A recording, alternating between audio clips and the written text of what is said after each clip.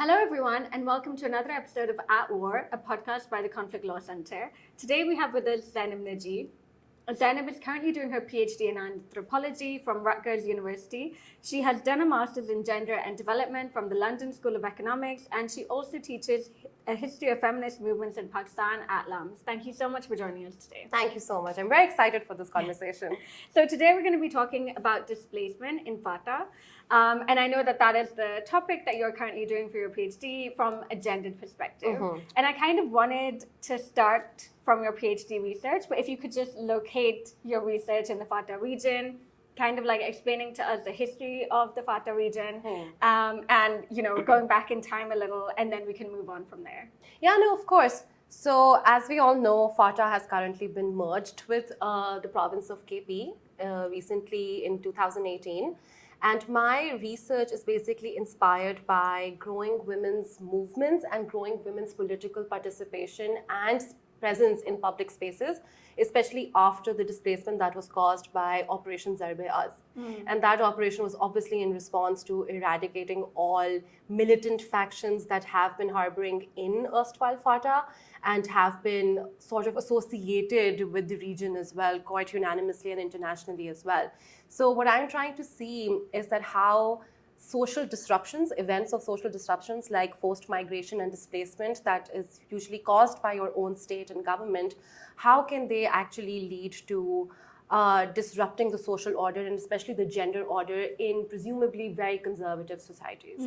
So as we know, and actually many of us don't know, before the merger, FATA has really been an extrajudicial category, and as I'm sure you would have a better understanding of this, it has been a part of the constitution, but sort of like an appendage where the Frontier Crimes Regulation of 1901, that was obviously implemented by the British colonizers and the imperialists when we were all part of United India under the Crown, that law was there and has still been very much impacting the policies in that particular region, where obviously you have a civil servant who would go in as a political agent, same traditions, and have a good relationship with the Jirga leaders, and the Jirga system in itself is very much sustainable there.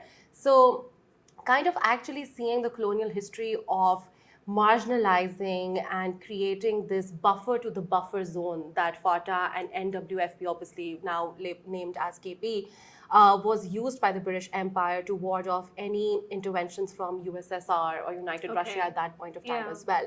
So interestingly, Punjab and NWFP, and I will say NWFP because at that point of time it was that.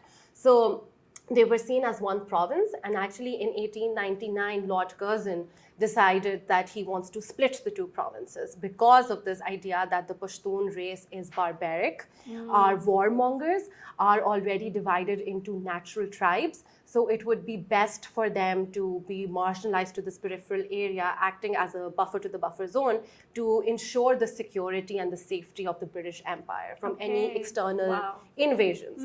And obviously the volatility of the Afghan subcontinent border as well. So that is how it actually came into being.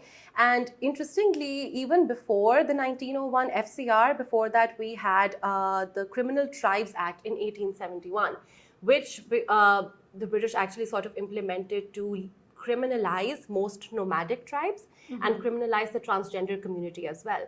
And kind of creating categories of legal subjects that are seen as nuisance, that are seen as delinquent and deviant, and legal subjects that can be controlled for like a harmonious empire as well. So the Criminal Tribes Act kind of, laid out a platform for the FCR to flourish in erstwhile FATA as well. And the Criminal Tribes Act, what it did was actually criminalize and sort of make it illegal to be nomadic. And as we know, South Asia especially, and even a lot of instances in Muslim history, in Islamic history, we sort of see migration as almost sacrosanct. Migration, I mean, if you kind of go to the Prophet's time, or even how people started coming together during the Khilafat movement, that it is actually a sacred decision to decide that if you're not prosperous or happy in a particular area, you can migrate to better, greener pastures because, God has made the entire world and you have access to it. But obviously, as we read and study Western Enlightenment and that rationale, we see that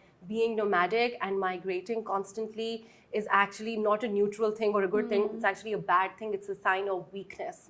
That is, it's a weakness of governance. It's a weakness of having control over one's land. And obviously now it's very funny how we kind of see America's or UK's or France's attitude towards immigrants coming in and seeing it a sign of weakness or disease even. And that is something that we have sort of also understood or co-opted by our colonized history as well, that now we see migrating, especially within the country, as a sign of weakness as well. And we talk of it as a nuisance as well. So there are a lot of different legalized ways in which FATA has been marginalized. And obviously, as a lawyer, you would understand that traditions and culture, I mean, as an anthropologist, I know culture is something that should be seen as flexible, something that can constantly change and modify and grow unto its own self. But once we legalize culture or give it a very legislative vernacular, like the FCR did, where it actually brought in cultural norms for Pashtunwali, which is actually a code of conduct of the Pashtuns across the board, and legalizing those things, then obviously it also makes certain acts punishable. And it actually adds or injects a certain sense of clinical legality and intensity to it that cultural norms don't usually have or can have the capacity of growing and changing and adapting to changing times as well.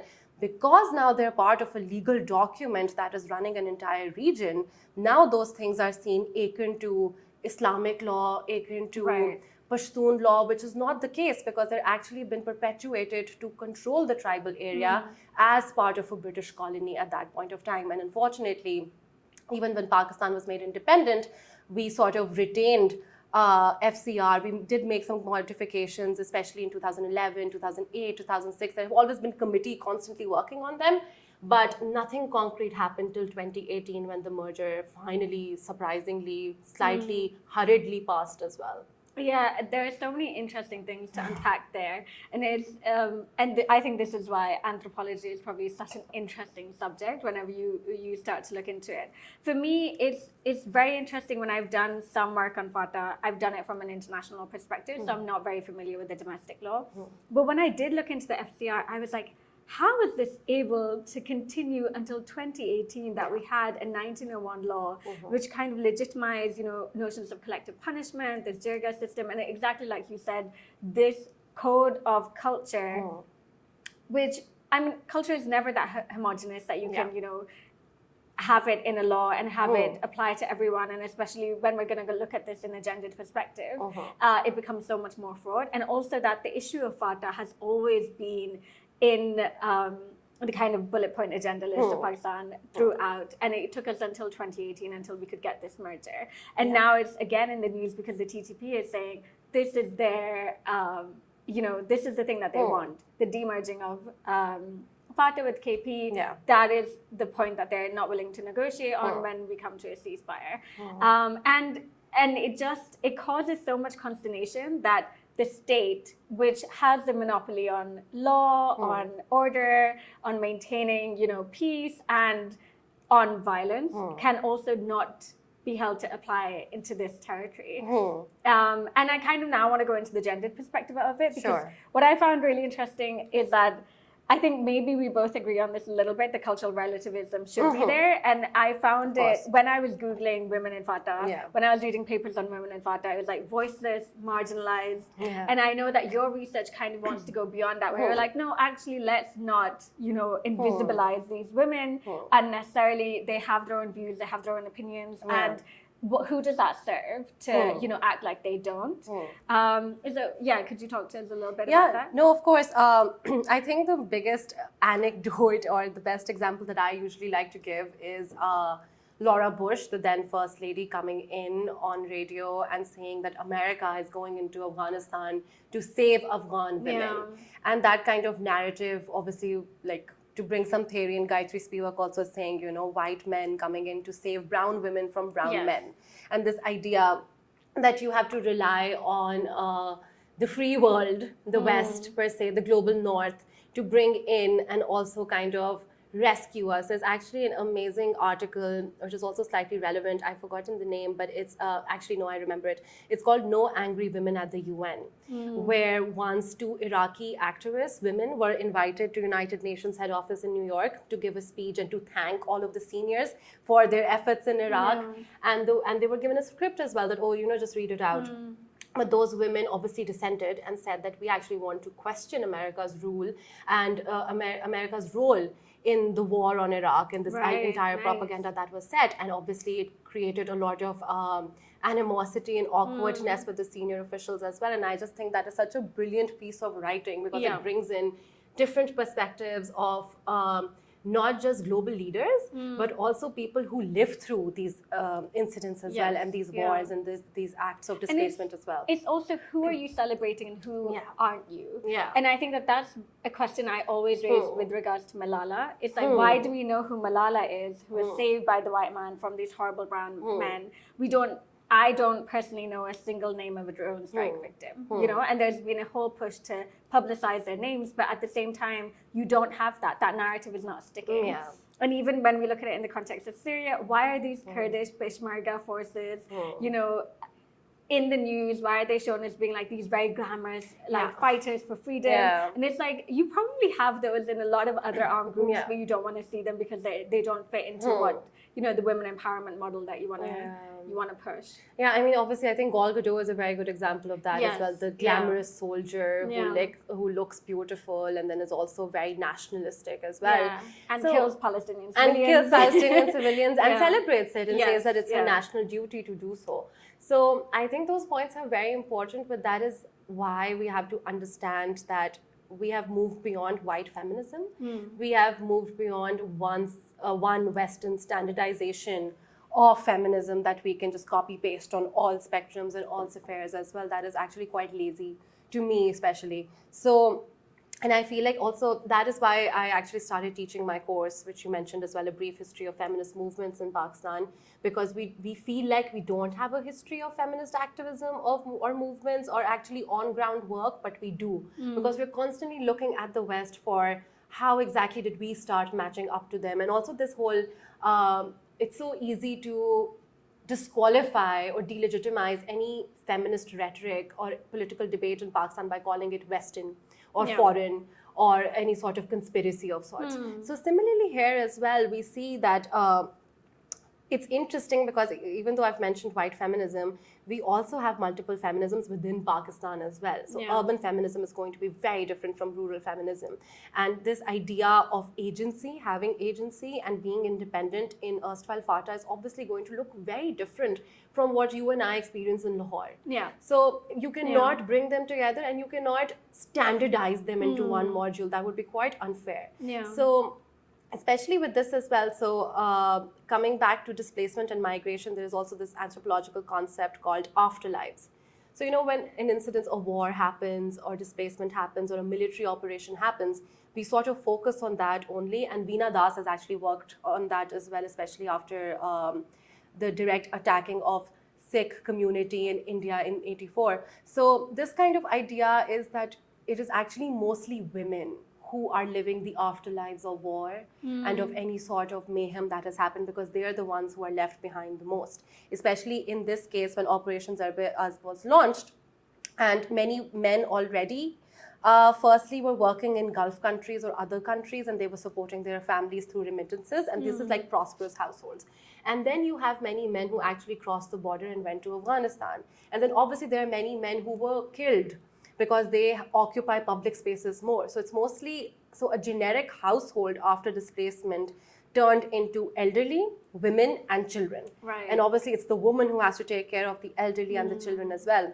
And according to Rukshanda Naz's report, which is actually quite a comprehensive report, and she is now the ombudsperson in Peshawar on gender advocacy and rights, she actually managed to, from very preliminary research, managed to gather that there has been a 21% increase in feminized households where the woman is responsible and the primary breadwinner in the house. So you can imagine that for us working or having an economic life, even in urban centers, it is so much, it has to be negotiated, it has to be bargained through different metrics. So you can just imagine that people who haven't really been working in the conventional sense are now responsible for their households as well. And this is also and gain that power. And gain that power as well. Yeah. But see, that's the thing. I feel like we also have to question how, while it might be powerful from the outside, not having a choice to be resilient and not making that choice that's very is also something that I don't think anyone would want to bear on their own. But then again, it also creates a certain level of consciousness where you do feel like, oh, actually, I can do this. So how have I not been doing this previously, and how can I continue to do so? Because according to the military, almost 89 or 90% of the families have been repatriated, except for those who have decided to stay in cities where we had the camp communities, which were predominantly Diyai Khan, Banu, and Peshawar. And these are obviously much more urban, much more systematic, much more metropolitan comparatively to the rural areas in Waziristan and erstwhile FATA, from which this exodus actually happened. So living in those camps, living together, also being able to talk to each other about these experiences. So I think that this should not be trivialized as well. And also sort of understand that how our own policies of seeing women as constantly helpless, especially in times of crises, really needs to change, because it is mostly the women who are dealing with the said crisis. Yeah, it does make me wonder about a gendered view on things, because I'm like, I wonder how far we've taken this. So especially because I look at it in terms of armed conflict, which is the kind of work that I do. Yeah. And I've not really looked at it that much in post-conflict settings, but especially there's a kind of NGO, UN-driven push to look at everything from a gendered perspective, disaggregated data on everything. We want to look at the impact on women and girls, the impact on women and girls. And it's like, okay, but armed conflict affects men a hell of a lot. I mean, in terms of how women are affected by an armed conflict, men who are actually fighting and who actually die as a result of armed conflict, I don't really know if you can compare the two. And sometimes focusing on this has, I think, led to, us not focusing on that. And those women themselves are the ones who, and we see this in terms of the Me Too movement in the US, when it was the African-American women who were like, we know you're going to come for our men. That's why we're not in favor of this. And they're actually the ones who are advocating for their rights and their due process rights more than anyone else. And now you see the UN kind of backtracking and being like, oh, when we're talking about gendered perspective, we're including women and we're including men. Like, so you're just talking about the impact on people, really, which is kind of the focus that we did want to have. But at the same time, it does, in some way, bring out some really interesting aspects. Like even when I was reading about what happened to displaced women after FATA, and how actually, in some ways, it has been quite good for them because, they got out of a joint family system. They formed like a smaller family unit. They became more economically active. They had like the peer pressure on the men and the women was weakened. And so they were able to do more things. They would have greater autonomy, more freedom. And so in a lot of ways, it actually helped them to, be displaced and even moving back. And you look at it in the sense of ID cards. So actually, these people were kind of invisible according to the state because they never possessed an ID card. And being displaced, being in these refugee camps means that they're forced to have an ID card. So I kind of wonder about the value we place on a gendered perspective. And I wonder whether it's very overblown. Yeah, I think that's a very good question, actually, because we obviously understand that war is an objectively bad thing for everyone who's suffering from it. And especially there's this idea that children and women suffer the most because they're seen as defenseless or they're seen as people who cannot defend themselves. But also interestingly, I think, like I said, it's the afterlife part that is more important because, like you said, mostly men who are fighting an armed conflict or who have more mobility, their lives end with that. But it is the women who have to do the everydayness of living through conflict and then post-conflict as well. And I think the best example of this is this recent increase in Baloch feminist activists who are coming in and they're talking about their fathers and brothers and sons being disappeared by the state, and now they're the ones who have to come on the streets and show the pictures. And this happens in Kashmir as well. Like I think the biggest feminist organization there or activist organization is the mothers of the sons who have been killed in conflicts, because they're the ones who are alive. They're the ones who have to ensure that the household is running, other children are not dying, the elders are alive. So I think that is why anthropology and sociology kind of gives you that nuance as well, that it is actually the afterlives, the act of bravery to go on each day knowing what has happened. And while we see that men are actually right in the action of it, women are the ones who are actually living on. And that is something that we have a lot of historical examples for as well. Even, I mean, just because it's so recent, even when we talk about Ashura and Karbala, that is exactly what happened then as well. It was the women who had to share the story and keep that message alive as well.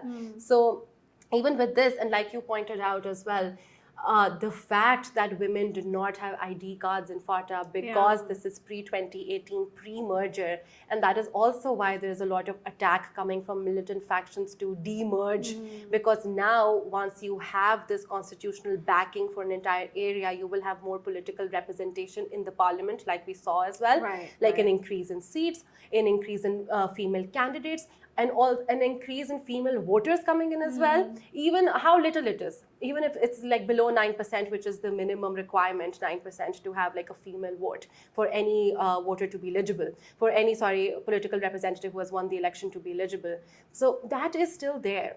And like I said before, this kind of process then does naturally create a sort of political consciousness and consciousness raising quite organically, because the most things that you hear from camp communities of women's groups who are talking together is that they don't want their daughters to have the same future as their past. Now they want their daughters to have an education, they want their daughters to go out there, and that is sort of something that we saw in the Pashtun Tahaffuz movement as well, that when they were talking about landmines in that area that was set by the military, that is also another aspect of afterlives, that now that the operation has happened and now that you have packed up and you believe that everything is hunky-dory, you are repatriating people, but you're not really cleaning out the area with the landmines that you filled. And it was so interesting reading that as one of the points that they were making, because it has been so discredited and delegitimized, and in some ways those criticisms are valid, and in some ways they're not.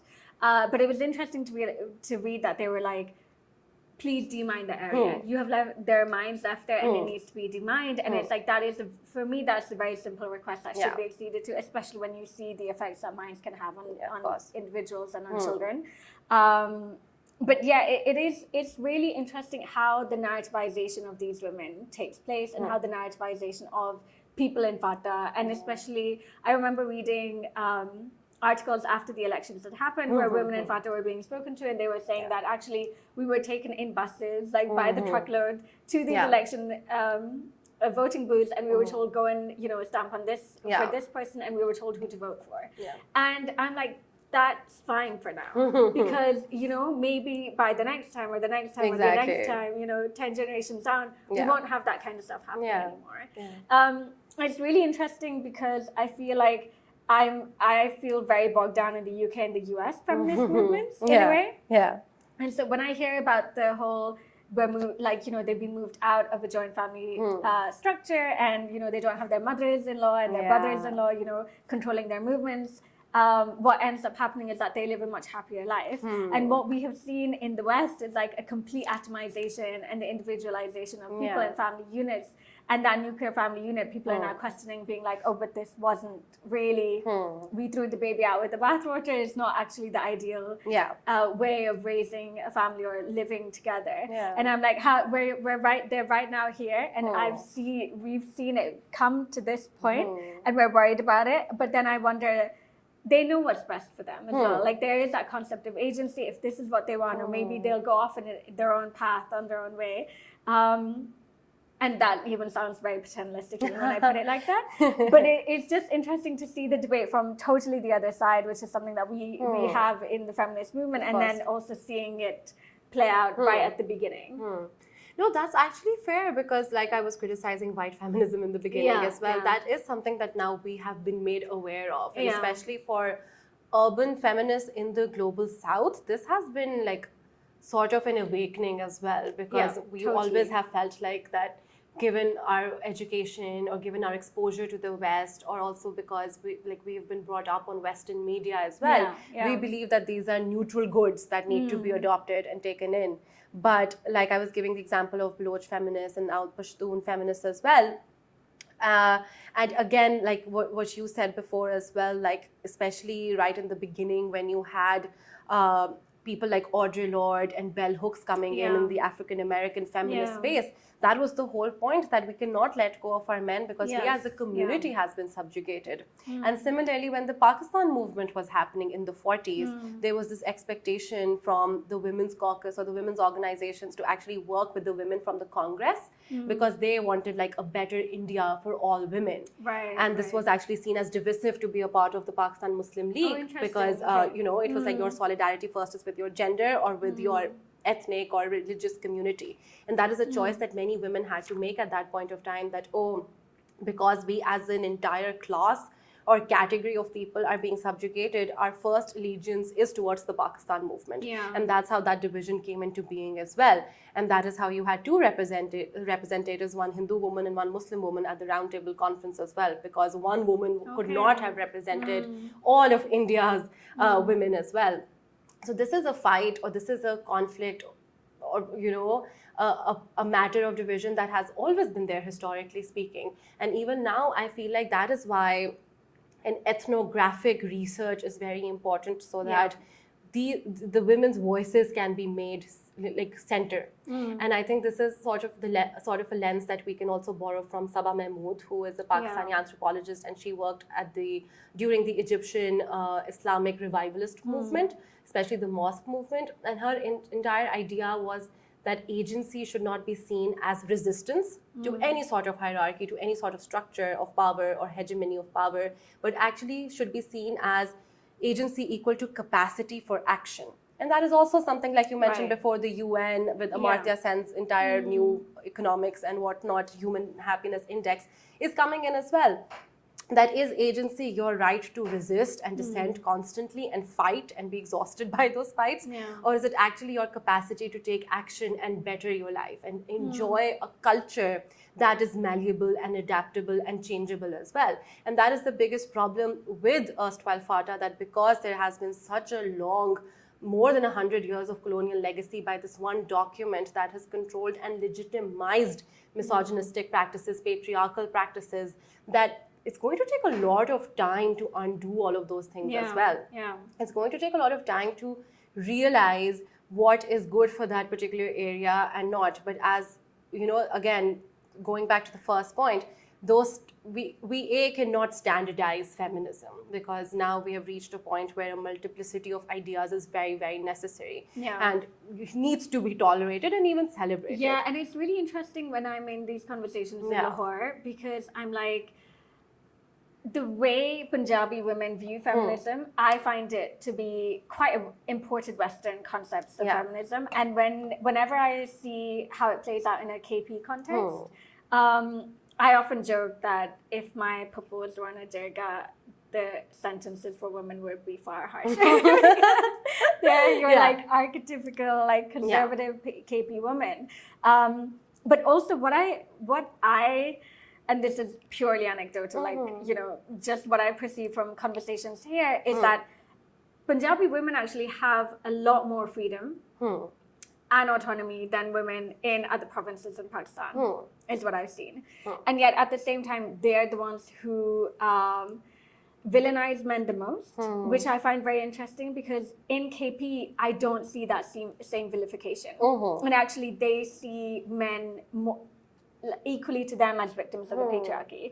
And even I was reading a report about women in FATA, and they were all like, my husband's fine, my mother-in-law is horrible. And it's very much a concept of actually, I wish that my husband was free of all of this stuff, of all of the baggage that he carries with him. And I feel like it is a very much not conflictual model. And I wonder whether that's because it is so much more less urban, actually, because I feel like maybe that's the main difference from Lahori-dominated Punjabi feminism compared to what you find in a more rural KP or Balochistan.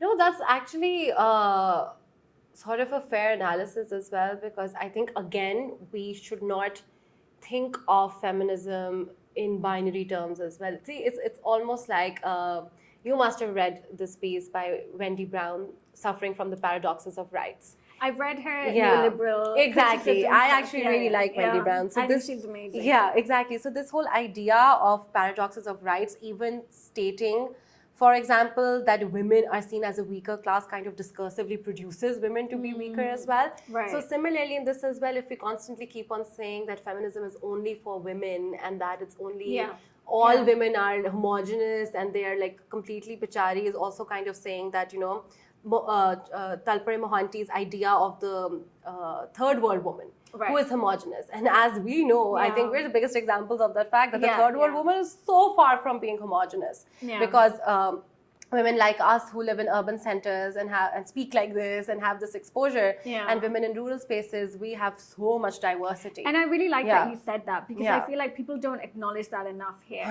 Because they almost believe that because there are so few women out there, they have the right to speak for all women. And it's like I'm like, more people should put their hand up and be like, I have no idea what it's like to be a rural woman. I actually, my interaction with them is so limited. I barely know what their issues are. I know what my own issues are. As like, you know, an educated woman living with a, you know, high degree of privilege in an urban area. And the fact that I can be like, oh, Pakistani women need this. I don't know. I know what I need, but I have no idea what they need. Of course. And see, that is why I was saying that we need to do this sort of research, because we've also simultaneously produced, just like the West has produced the third world woman as a homogenous category, as a monolith, similarly, we have also produced the rural woman as a monolith, where we say, oh, you should thank God that you're not born in those areas. Otherwise, you wouldn't have had any rights. But it's so fascinating to me, because this entire idea of middle class morality and the privilege of being moral is so situated in urban spaces, whereas actually I feel like in rural spaces or in spaces that are slightly peripheral, you have more autonomy and more space to grow as well, because there's always this very good idea that there is more to win and less to lose. Whereas we already have a lot, and we wouldn't want to, you know, we wouldn't want to stick our necks and go to jail for something. I don't think anyone at a protest would be like, oh yeah, let's go to jail. But when you kind of see peripheral movements like the Sindhyani Tehreek, which happened in Sindh, or you actually see the Okara farmers movement, you see that women are much more, because they have to, because there's so much to gain and so less to lose as well at that point of time. And especially with Pashtun women as well, we cannot criminalize a culture just because it has been produced in a certain way. And that is why having that decolonizing lens, or that lens of the colonial process, is very important, because this is hundreds of years of management or what things are supposed to be and not supposed to be. And like you pointed out, we have to understand that there might be many men who are allies, good allies, and women who might be, because of the patriarchal bargain, are actually exuding patriarchy or sexism or even misogyny as well. And obviously, especially in such spaces where women already have suffered through so much, and finally at an older age, like you gave the example of the mother-in-law, finally at that older age, especially in religious context as well, when you're like post-menopause, you have this power, because now you are beyond being sexualized in any sense of the way. And it's so interesting to look at that in comparison to the West. Because in the West, everyone loses power as they age, and you go into an irrelevant status. And when you look at it in the Eastern context, these women matriarchs have so much power. They dictate and they rule their fiefdoms with an iron. Because they finally reached that point. I mean, I always make this joke that it's my dream to be a Lahori auntie.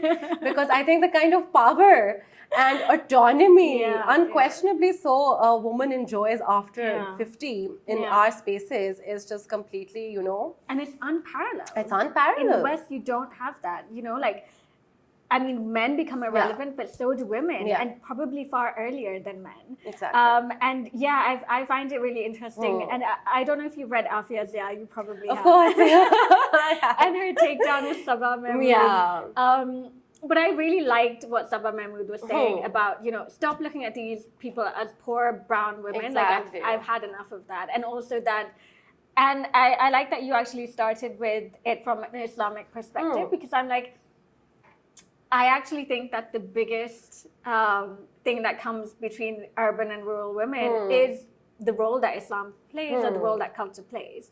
And actually, like, being urban, being privileged kind of gives you the right to like opt out from all of those things. Whereas like for a rural woman Yeah. or like, someone not so privileged, that's something that she can't opt out from, and actually something that can be leveraged in a way to get power. The way we're talking about the matriarch, that power comes from Islam, right? Because as my mother loves to remind me all the time, heaven lies under a mother's feet. And it's like that the leveraging of religion is something that you can't engage with if you completely take that out of the conversation. Exactly. And also, interestingly, kind of going back to the idea of Pashtunwali, which is the code of conduct, again, people kind of synonymize those practices with Islam. But even though they have actually been a part of the region before any conscious efforts to Islamize or radicalize those regions as well. That radicalization, I mean, Ismat Shah Jahan, who actually runs Women Democratic Front, is actually a very popular Pashtun feminist and political worker as well.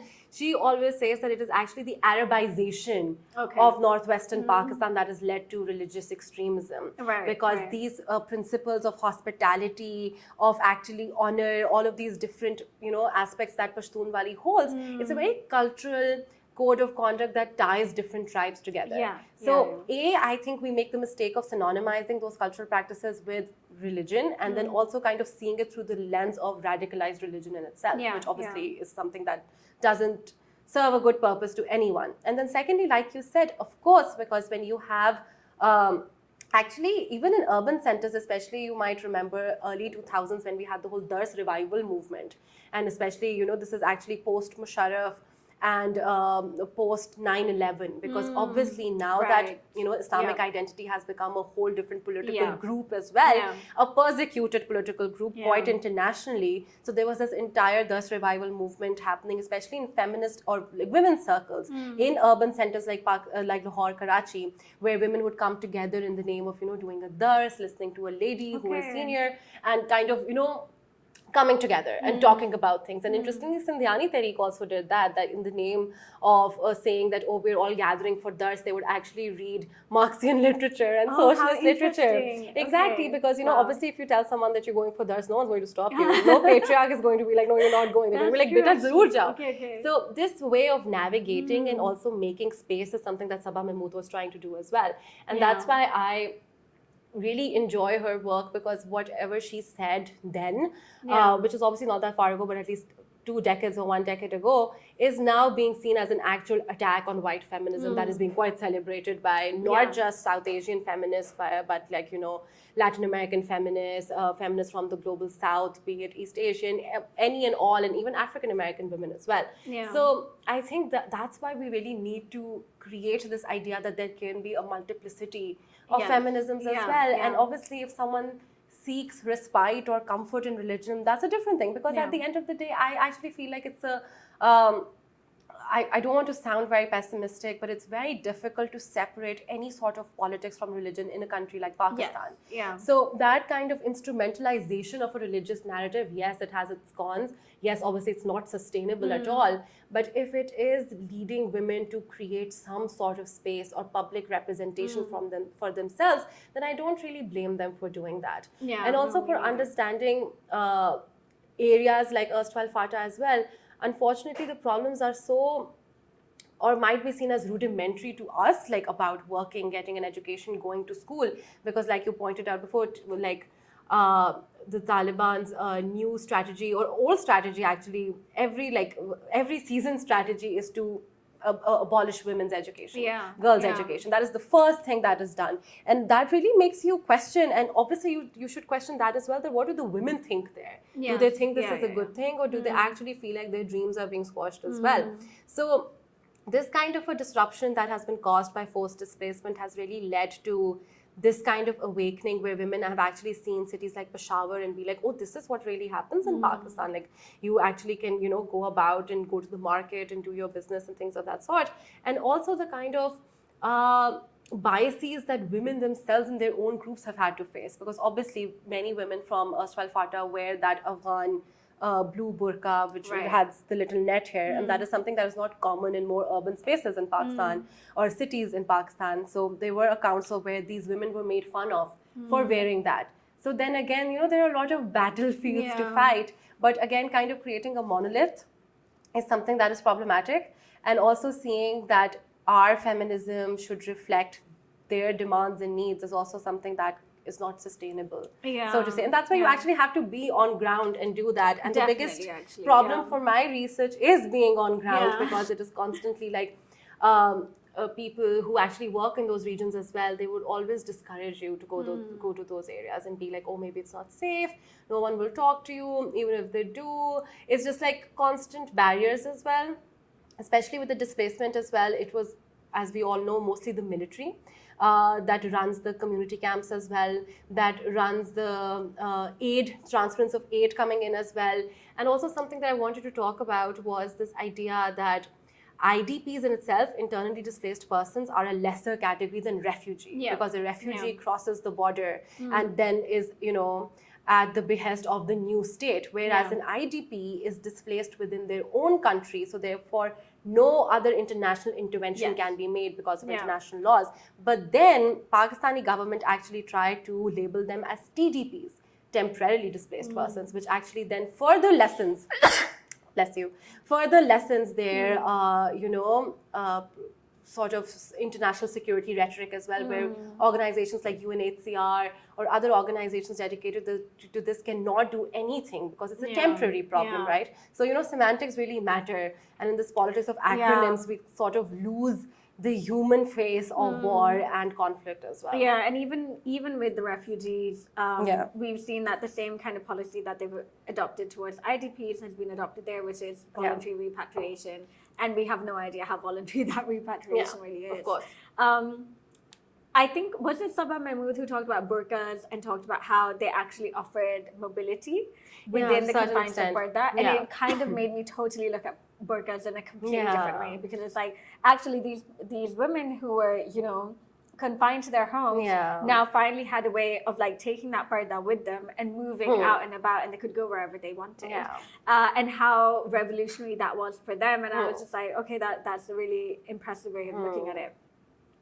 And also in terms of the way we talk about FATA when it comes to jirgas, and it's like when we look at our court system, an average case in our court system takes 25 years to be resolved. And that for me is absolutely crazy. And yet you have jirgas which they kind of, offer alternative dispute resolutions. You can have speedy justice, you can have quick justice, and it is based on community principles.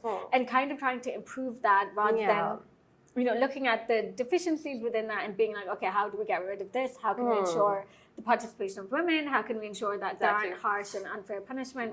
And how can we ensure an appeals process? But at the same time, not being like, oh, you should be within Pakistan's judicial system, because we've known that doesn't really work very well at all. And actually, what people are doing, even in urban centers, is being like, let's shift towards arbitrations. You will get justice quicker. We'll get we'll get a pronouncement quicker. But all of these things are, like you said, something that you can only do when you have anthropologists, sociologists on the ground, talking to these people, asking these questions, and doing so without the prejudice or bias that I think we sometimes see with Westerners when, every time you open the New York Times, it's like the picture is always of these people in burqas, dark room, and, it's like, everything is hopeless, there's despair and all of that kind of stuff. And it's like, there are a lot of women who support the Taliban. There are a lot of women who support these Islamic movements, and we never hear from them. So who are we not hearing from, and why? And who can we hear from, and how can we get that to happen? I feel like, I think obviously as a lawyer, you would know more about the judicial systems as well. But again, I would say that it's a double-edged sword, right? Like A, we cannot romanticize these structures of power, and then B, you're absolutely correct that even that is why the merger is very critical, and that is why unfortunately there is such scant data on the merger right now as well. I mean, 2018 was not yesterday. It's been years, and yet it is so slow, the kind of progress, and you cannot really get the information unless you know someone working in the KP government. They would be like, oh yeah, we're working on like youth assemblies and things like very, superficial sort of things. And then like now CPEC has been stopped as well. So all of these things are quite in the air because of our very terrible and volatile political climate right now. But the problem is that even if you have done the merger right now, you're still not really deciding upon how to do things. And that is why political representatives like, for example, Mohsin Davar in the NA is very important. But then there's only so much one person can do, because then you actually imprisoned the other elected representative who was coming from that area as well. So it's sort of very heartbreaking that whatever we could have seen coming from the merger, because it's been 4 years, and usually when such mergers happen, it's like a 5-year plan, then a 10-year plan, then a 15-year plan, but like it's almost 5 years and we don't really see anything that has happened. And we're actually back to square one, where we're still discussing if it can be de-merged, if that's even a term, so to say. So that's quite ridiculous to me, to be honest. And again, because the merger has not been mainstreamed, there is still this sense of insecurity from those areas. And again, with the Taliban coming in, and now we see protests happening in Waziristan as well about this, now we do feel like that there is some sort of a resistance happening. And also, I would say the biggest role that is being played by the internet.